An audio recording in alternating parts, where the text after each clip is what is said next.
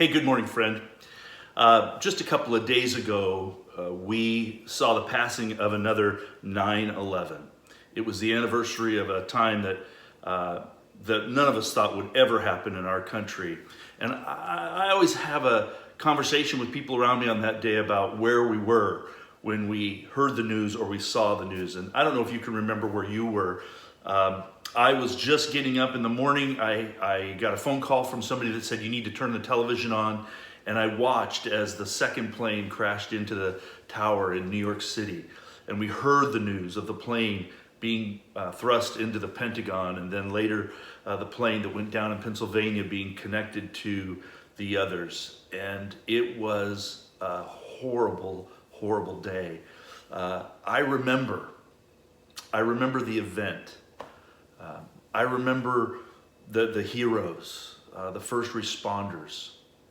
I remember the rubble. It seemed almost impossible to me what was going on at that time. I remember the dust and the destruction. I remember the deaths of not only those who were in the buildings that were hit, but those who went after them and suffered as a result as well. And even today, some of them suffer from illnesses and things. But at the time, buildings were falling in and firemen were trapped in stairwells. And I mean, it was just an absolutely horrific day. Nobody could have written a script like that. What I remember too is that on that day, we came together. Differences took a break. We were all Americans. We were all concerned. We were all willing to help one another. Sometimes I think it takes something bigger than ourselves, bigger than our daily problems, bigger than our struggles, bigger than our opinions, bigger than our arguments, to draw us together like that. And you know, I'm reading in Scripture, and Paul says this in Romans chapter 12, verse 8, 18, he says, if possible, so far as it depends on you, live peaceably with all. Live in peace. You know, what Paul's saying there is peace comes from within me. It can't be dependent. I can't depend on the government to give me peace. I can't depend on my neighbors to give me peace. I can't even depend on necessarily my church family to give me peace. I can't depend on anything to bring peace into my life. Peace has to start with me. It's not a commodity I can go down to the store and buy. It's not something I can trade for or barter for. Peace is got to start with me. And it's got to be the belief in something bigger than myself. Peace has to come from me by way of my relationship with God. It's not going to come by way of any other connection in our culture. Whether I'm alt-right or alt-left or somewhere in the middle, none of those things are going to cause peace in my life. Nobody can bring it to my front door. Nobody can drive it up to my house and drop it off. Peace has to start with me. Paul says, as far as possible with you, live at peace with everyone. Peace, it starts with me. Now, what if there's a groundswell of peace?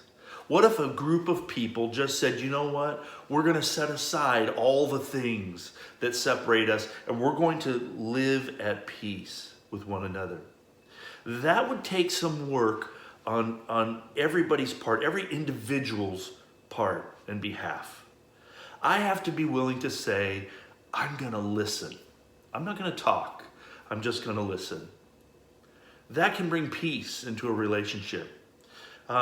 Maybe it means we call somebody that we haven't talked to in a long time and just shared the wonderful times we've had in the past, just to bring some comfort. That brings about a sort of peace in our life. What if I release my responsibilities for everything to God? That brings about a sense of peace. What if I determine that I am going to have the heart of a peacemaker? As I think back to 9/11 and I think of all the events that have followed, The world is a pretty messed up place. We would probably all agree with that. But those that I admire the most are those who are peacemakers. Paul says it again, if possible, as far as it depends on you, be peaceable with all. Today, I'd really love for you to focus on being at peace. First of all, take some time to spend with God, just a few moments to say, God, today I give you my heart, and my heart's desire is to have a heart of peace. And then I want you to say, I am going to practice peace in a couple of ways. I'm going to listen. I'm going to communicate with somebody I haven't talked to in a long time. And lastly, I am going to release everything and take a stance in my heart of peace. I think too, what we could do today is you could take this, even this 5 for Faith, and text it to somebody. Send the link or in a text message or in an email to somebody and let them know you want to be a person of peace and you hope that today they can be a person of peace too. Let's try today and then every day after to live peaceably with all people. Hey, don't be a stranger. We'll talk to you real soon. Have a great day.